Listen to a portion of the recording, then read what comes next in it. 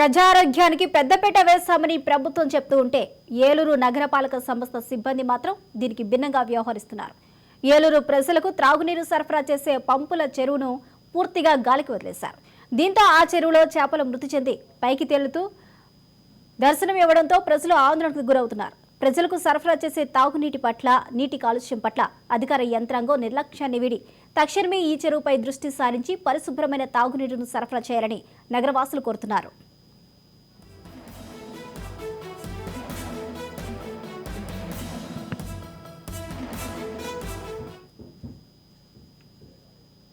చేయకుండా ఏలూరు కార్పొరేషన్ అధికారులు ఏమాత్రం పట్టించుకోవట్లేదు.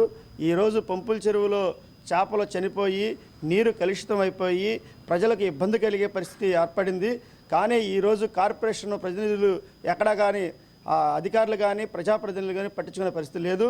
గతంలో కూడా ఏలూరుకి వింత వ్యాధి వచ్చి అనేక మంది రోగాల బారిన పడడం, అనేక ఇబ్బందులు పడడం జరిగింది.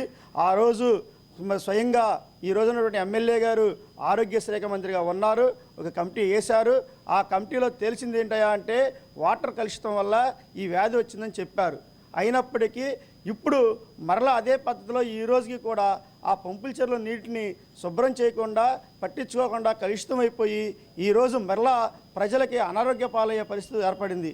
కానీ ప్రజాప్రతినిధులు కానీ మన కార్పొరేషన్ అధికారులు కానీ ఈ విషయంలో పట్టించుకునే పరిస్థితి లేదు. ప్రజల ఆరోగ్యాల పట్ల, ప్రజా సమస్యల పట్ల ఈ అధికారులకి, ప్రజాప్రతినిధులకి ఎంత చిత్తశుద్ధి ఉందో దీన్ని బట్టే అర్థమవుతుంది. కుళాయి నుంచి వచ్చే వాటరు దుర్వాసన, అలాగే రకరకాలుగా రంగులతో ఈ వాటర్ వస్తూ ఉంది.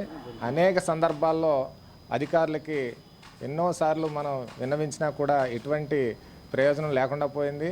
గతంలో అనేక వింత వ్యాధులతో ఏలూరు ప్రసిద్ధికి ఎక్కింది. అయినప్పటికీ కూడా రాష్ట్రంలో మన ఏలూరుకి ఆ ప్రత్యేకత ఎప్పుడూ ఉంది. వాటర్ విషయంలో ఎప్పుడు కూడా అధికారులు జాగ్రత్త తీసుకోవడం కానీ, ప్రజాప్రతినిధులు బాధ్యత తీసుకోవడం కానీ, ఏలూరు మున్సిపల్ కార్పొరేషన్ మేయర్లు కానీ ఎవరు కూడా స్పందించిన దాఖలాలు లేవు. ఏలూరు ఎమ్మెల్యే గతంలో ఆరోగ్య శాఖగా మంత్రిగా ఉన్నారు. అయినప్పటికీ కూడా ఏలూరు మంచినీటి విషయంలో మాత్రం ఎటువంటి జాగ్రత్త తీసుకోలేదు.